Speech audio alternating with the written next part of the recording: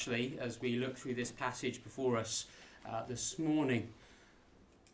So it'd be helpful if you have open in front of you 2 Samuel chapter 1.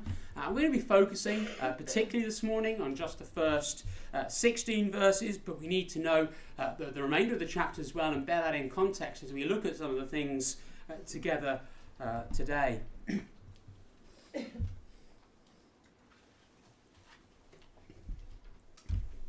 As I said already, this chapter follows immediately on from where we were last Sunday morning in 1 Samuel chapter 31. And the scene is set out immediately for us there in verse 1, after the death of Saul. This is a monumental moment, as we were thinking, in the life of Israel. Their first king, or at least the first human king, has died. Saul, we read in 1 Chronicles chapter 10 verse 13, he dies because of God's judgment upon him. He had rejected God, so God had rejected him. God had warned him, the kingdom will be ripped away from you. Your kingship will not endure. Your kingdom will be given to another, one after my own heart. We know that's going to be David. In the midst of the battle that took place on Mount Gilboa, Saul and 3 of his sons die. There is a 4th, and he's going to start causing some problems for David and start to block the way for David becoming king. But immediately, Saul and the 3 most likely heirs have been removed from the scene, and that is a part of the judgment. As we mentioned with the children earlier, chapter 31 talks about there is this repetition of falling. Everybody has fallen, and the consequences of a bad leadership, of sinful leadership, result in an impact more broadly felt amongst the Lord's people. We thought about how the Lord in that chapter, though painful it is, reminds us that he does judge sin. He will judge those who are opposed to him. And he does it because the heart isn't in the right place.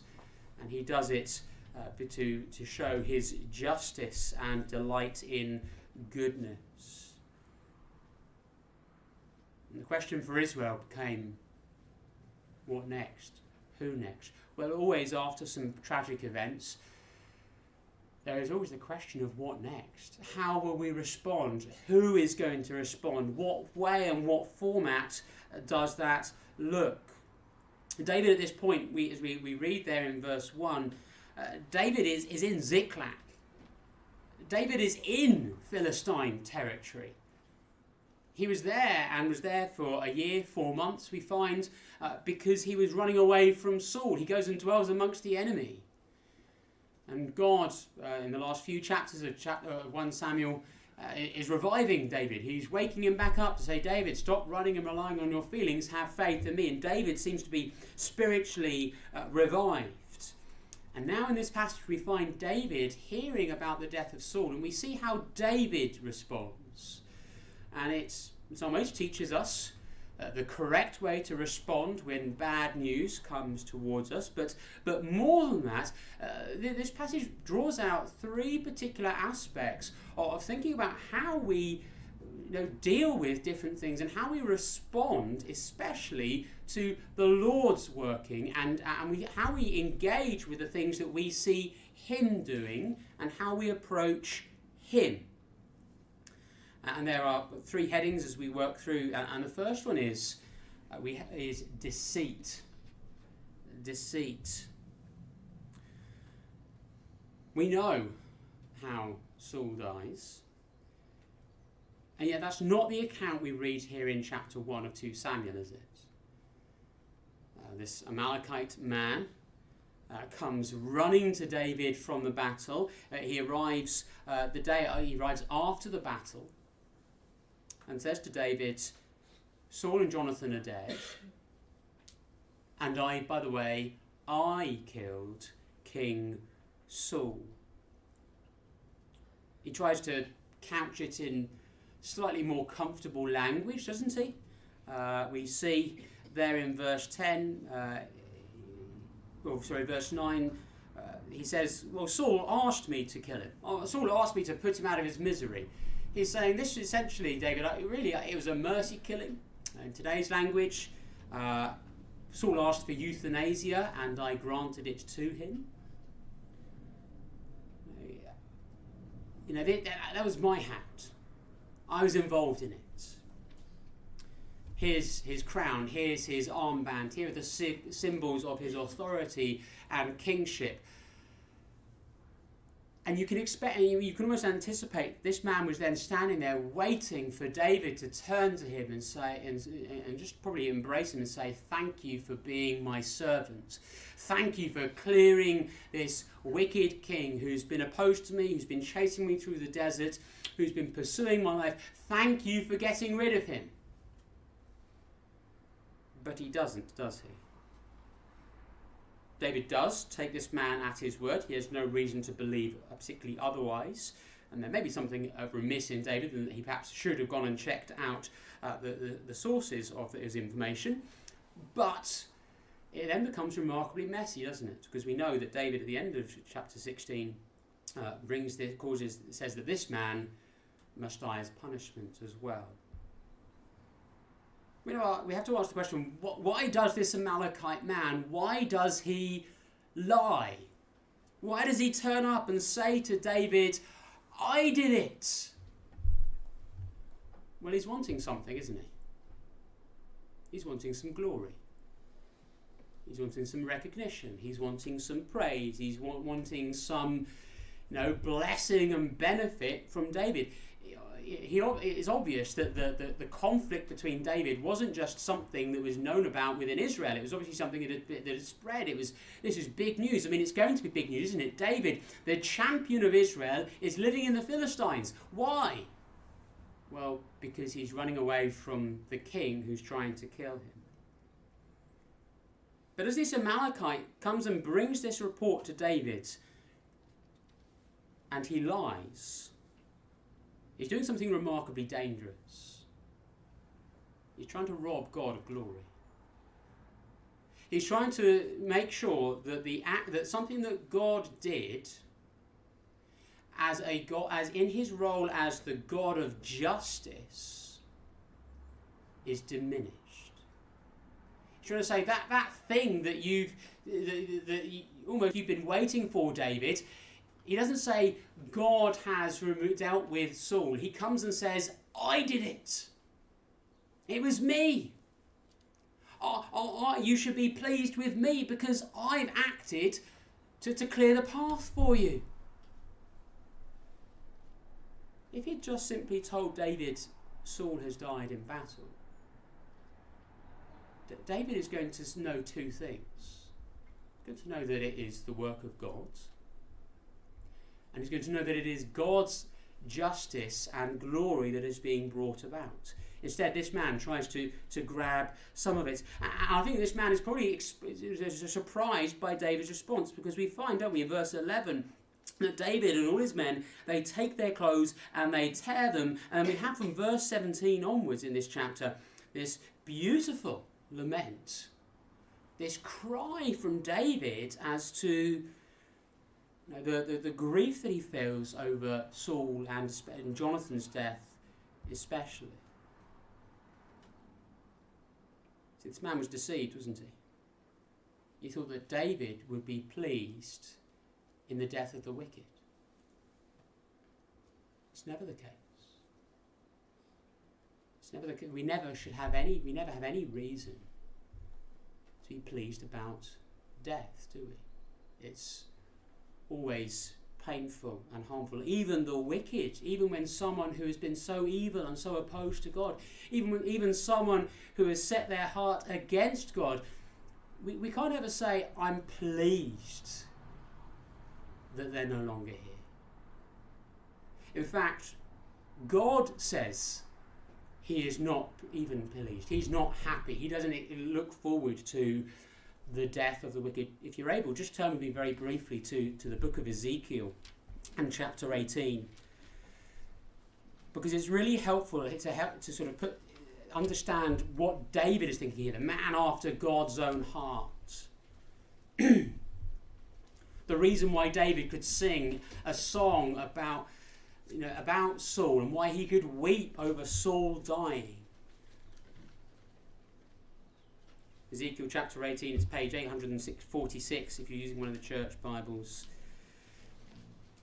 And just have a look at the end of that, the last verse of that chapter, verse 32. This is God speaking. Ezekiel 18, verse 32, God says this: I take no pleasure in the death of anyone, declares the sovereign Lord. Repent and live. Death is a judgment, isn't it? It was here for Saul, and for humanity as a whole, it is unfortunately because we live in a sin-cursed, spoiled world. This man thinks that David will be delighted, and he isn't.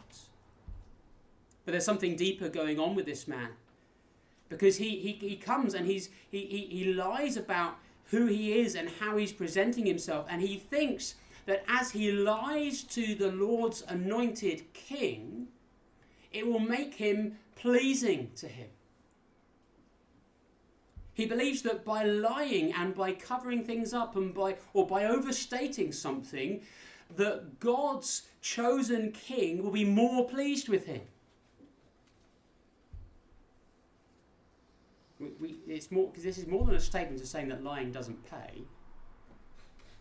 But it reminds us this: we cannot gain favour with God's king by pretending to be something that we are not. That's what we see so often in the Gospels, isn't it? People coming to Jesus pretending to be something they're not, stating they've done things for God's goodness or for God's blessing, or to open up the way for God to work, when really they've done nothing of the sort at all. Think of the Pharisees coming to Jesus. What do they constantly do? They come to Jesus and they call him a good teacher. They say that Jesus understands the law wonderfully and perfectly. They flatter the Lord Jesus. They lie about how wonderful their life has been and how well they've kept God's laws and all the things that they've done seemingly to serve God. And Jesus never embraces them, does he? He doesn't say, well, thank you for doing those things for me. Thank you for recognising those things for me. He sees instead straight through their heart. He sees their deception. And Jesus condemns them for it. I wonder whether there are times in our own lives where we think in order to be more pleasing to God's King, more pleasing to Jesus, where we do lie about the things that we've either done for him or haven't done for him. Do we make out that we've done more for Jesus and for his kingdom than we really have? Do we come to Jesus and say, look at all the good stuff that I've done for you. Look, can you see just how religious I've been, Jesus? Can you see how good I've been? Can you see how I've loved justice and I've wanted to do all kinds of wonderful things? And Jesus can't be deceived. See, if this man had just come to David with honesty, the whole scene would be more comfortable, wouldn't it? When we come to Jesus with honesty, honest about our own position, honest about our own actions or lack of actions before God, what do we find? When we confess our sin to him, when we're honest with Jesus, he forgives us. This man comes to David with deceit, and he's punished for it. If we try coming to God's King, deceiving ourselves as to our worthiness before him,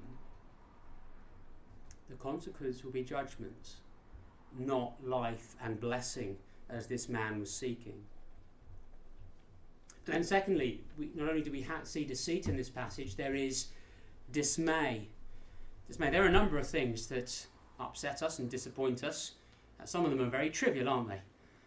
From simply opening up a tin of paint and you realise it's not the shade you'd hoped it to be. That is disappointing. Or you go to a wonderful restaurant and you believe that this wonderful chef is going to provide you with something delightful, and you put it in your mouth and it looks brilliant, but it tastes mediocre. What happened to the flavour? Or maybe people disappoint us, events disappoint us, a whole variety of things. We find David completely disappointed, don't we? He's in dismay. We read there in verse 11 that as David hears about the battle, David and all his men with him took hold of their clothes and tore them. They mourned and wept and fasted till evening for Saul and his son Jonathan, and for the army of the Lord, and for the nation of Israel, because they had fallen by the sword. Tearing their clothes and putting ashes on their heads, weeping and sitting in the dust, was a very formal expression of grief and sadness. And we wouldn't be surprised if David did it for Jonathan. We wouldn't be surprised if David did it for the army. But it says David did this for Saul, Jonathan, the army, and perhaps more curiously overall, for Israel. David says this is over Israel as well. It's not just about the individuals. This is the broader thing, because it says there that Israel had fallen by the swords. How had Israel fallen? Why was Israel a cause of David's upset and grief? Well, for the Philistines, when they beat Saul, when they defeated the Israelite army, it was as if Israel had been defeated. Well, from the Philistines' perspective, they'd killed the king. The king in Philistine thinking was the representation of God to his people.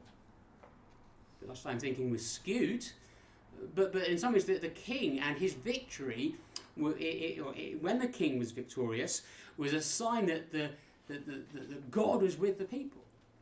A king being beaten meant that the gods of the people had been beaten. And we see that when you read again chapter 31, we find that they take symbols and parts of Saul's armour and they put it in different temples according to their false gods as this sign of that their gods, their false gods, was more powerful than the God and the symbol of the God of Israel's power in King Saul.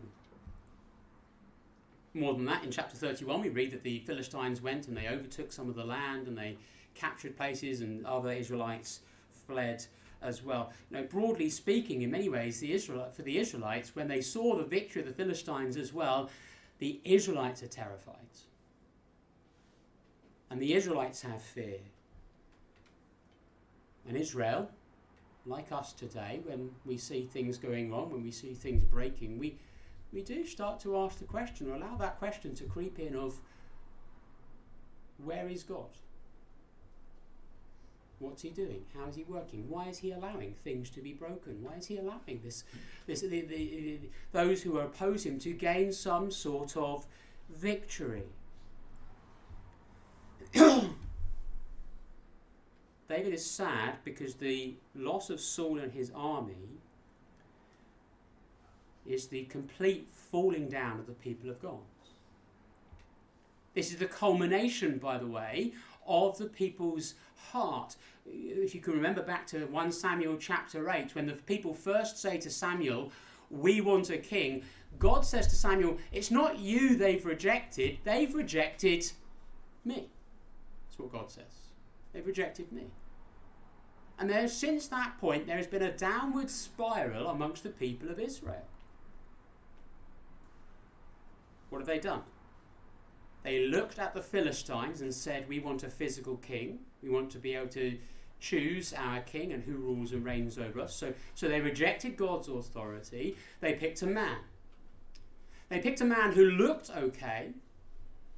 But what did that man do? What did Saul do? He rejected God's authority. He rejected God's words.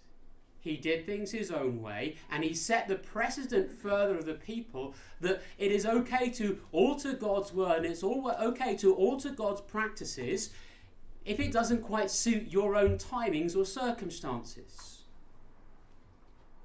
It led to a carelessness with God's words. And when there's a carelessness with God's word, it leads to disobedience, doesn't it? And when there's disobedience, what do you have amongst God's people? You have people who profess with their mouths and maybe even their lives a desire to please God, but there's something lacking in their hearts. So you get religion without love. And then we find in the battle, as Saul goes to fight the Philistines in chapter 31 there, Saul doesn't pray to the Lord for help. He just goes and charges on, and the army just go with him, and there is this increasing self-reliance. David mourns Israel because the consequences of Saul's actions have dragged them all not nearer the Lord, but he's caused them all to fall further away from the Lord. Saul and the loss of Saul at the battle is the culmination, the result of the direction that the people of Israel have been heading in. And that is always the problem that the church faces, isn't it? The problem that the church faces and the risk that the church faces today. So that there are times, aren't there, where we look at the church, the universal true church of the Lord Jesus Christ, and there are moments, aren't there, where we do look at the church and mourn. Because we see times where the church looks at the world round about and has said, we would like to blend in with the world nearby us. And so in order to help us do that, we're going to have to step back from being under God, and we're going to choose for ourselves how we engage with God's word. We're going to sort of start to separate ourselves from being under God's authority, to pick and choose the times when we engage with his word, to change it so that it suits us. And that's always been the problem for the church. It's always been the problem for every single Christian. It's the problem that you and I find in our own lives, isn't it?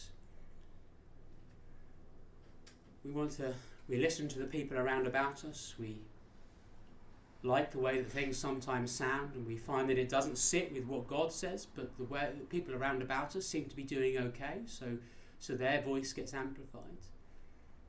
We run into then conflict with God's word, and we find that we say to God's word, well, you move rather than me.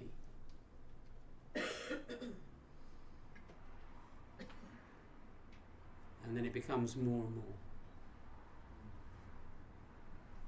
David here, he mourns over the falling of Israel. No, we do mourn, don't we, when we see the church of God at times giving up its hold to God, instead falling to the point where it becomes captive to evil and ungodly influences and power. When the church falls from being the representation of God's glory and a symbol of his blessing, and instead runs away and fails. But note that this downward trend of the people, this is the climax of it. Where does it begin? It begins with the people saying in 1 Samuel chapter 8 verse 7, or the Lord saying in 1 Samuel chapter 8 verse 7, they've rejected me. How are we doing this morning with our love of God? How are we doing this morning in our desire to have the Lord seated on the throne of our hearts? How much of it is our desire to stay as close to God's word as is humanly and spiritually possible through the grace and the help of the Lord Jesus, because we can't do that on our own? Because Saul shows to us, and the instances in Israel demonstrate that stepping away from the Lord will cause problems. Dishonouring the Lord in our hearts leads to dishonour of the Lord before the people too. And it's not that we're isolated from this. Now, we have, don't we, with Saul in the battle, there's Jonathan. Godly Jonathan, who is faithful, who loves the Lord, who loves David, who loves God's king, And Jonathan falls in the battle too. We shouldn't think that one healthy part of the church is immune from all of God's church feeling the consequences of part of it being unfaithful. We need to make sure that, firstly, as individuals, we're aligned with God and his word.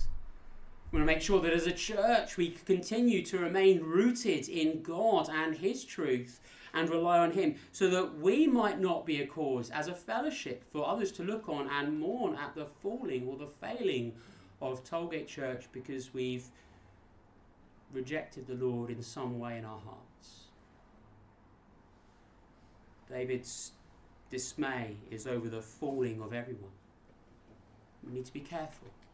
We need to watch over our own relationship with the Lord and guard it jealously.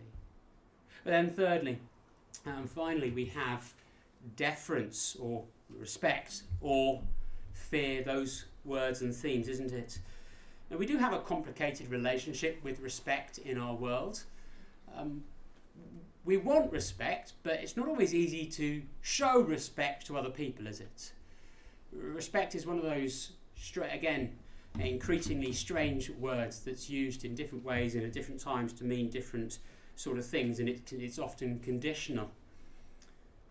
But David says the fear of God, the reverence, the awe, the concern of God should be of a bigger factor in our thinking. We have there, don't we, in verse 14, David saying to this Amalekite, "Why weren't you afraid to lift your hand to destroy the Lord's anointed?" This was something that David had kept himself clear from, wasn't it?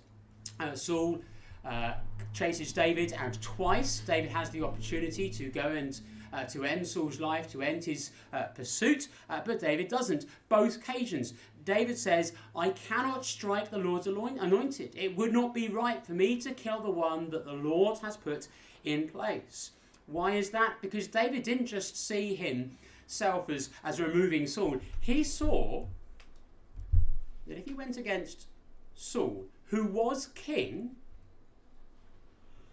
and a king that God had allowed to be in place, he wasn't just going against Saul, but he was going against God. The reason why David didn't kill Saul previously when he had the opportunity is because he was not going to oppose God. And that's the heart of the question here for David to this Amalekite. David is not saying, "Well, why did you kill the king?" That's the wrong emphasis. David's question is, why didn't you think twice about honouring God? Why did you choose to put yourself at odds with God? Why didn't you fear God? Now, fear is not we don't mean it in the sense of a cowering terror over someone. Fear of God means to rightly understand who God is, to delight instead in his sovereignty, his eternal power, his goodness, his supremacy, the fact that he is our creator. That's what it means to fear God. Fear of God is not to cower from him, but to delight in everything that he is. And it says, why weren't you fearful of God? Why didn't you think of God in the right way? Why did you decide that you could set yourself against God?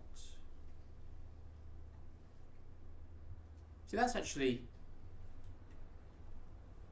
one of the blessings of being God-fearing, isn't it? The beginning of wisdom is what? The fear of the Lord, the Bible says. Why?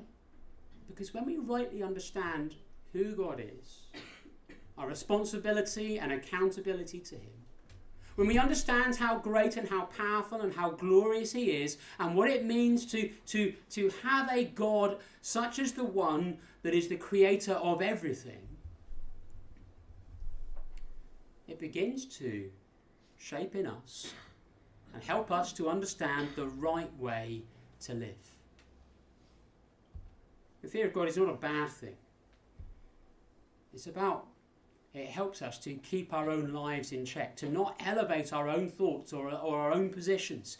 Fear of God means that we put, rightly, God first. Say, I will subject every part of my heart and my life and my thinking and my emotions and my attitudes and my relationships. I'll put everything under him.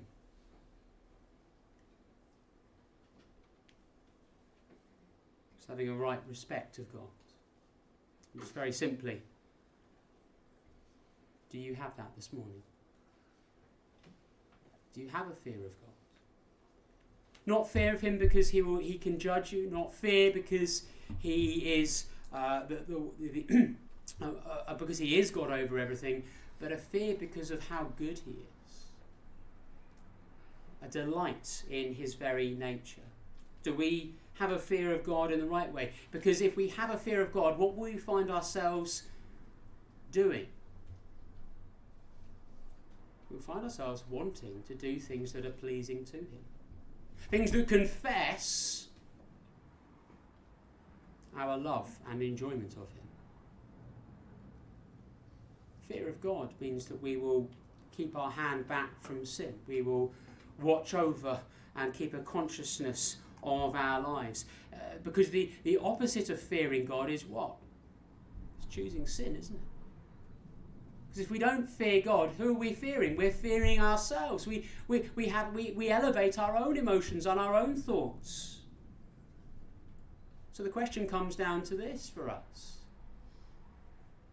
Do we love God more? Or do we love our sin more? Do we love ourselves more? David says, this man, you set yourself against God. You set yourself against him. You confess that, and so you deserve to die. Now, this isn't a miscarriage of justice, by the way. Now, it appears it, doesn't it? Here's this man who confesses to doing something. It's a lie. He hadn't, and he ends up dying. Well, how does that all reconcile with David and with us this morning? Well, we struggle with it, don't we, in many respects. But what's this man doing?